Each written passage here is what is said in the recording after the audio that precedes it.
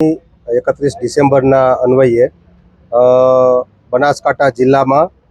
ખાસ કરીને દાતા ડિવિઝન, જેમાં રાજસ્થાન રાજ્યની બોર્ડર લાગુ પડે છે, એ રાજ્યમાંથી જે વાહનો આવે છે એના ચેકિંગ કરવા માટે બોર્ડર રેન્જના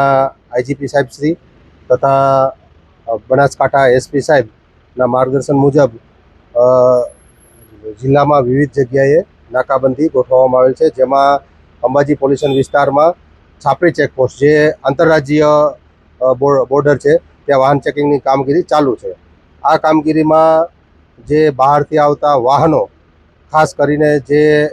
નશીલા પદાર્થોની હેરફેર કરતા હોય છે, તે અન્વયે ખાસ ડ્રાઈવ આયોજિત કરેલ છે અને કામગીરી ચાલુ છે. ડ્રાઈવ દરમિયાન જે વાહન ચલાવી ડ્રિંક કરી અને વાહન ચલાવતા હોય તથા જે દારૂની હેરફેર કરતા હોય એના કબજાના કેસો કરવામાં આવેલ છે અને આ 31ના મોડી રાત્રિ સુધી આ કામગીરી ચાલુ રહેશે.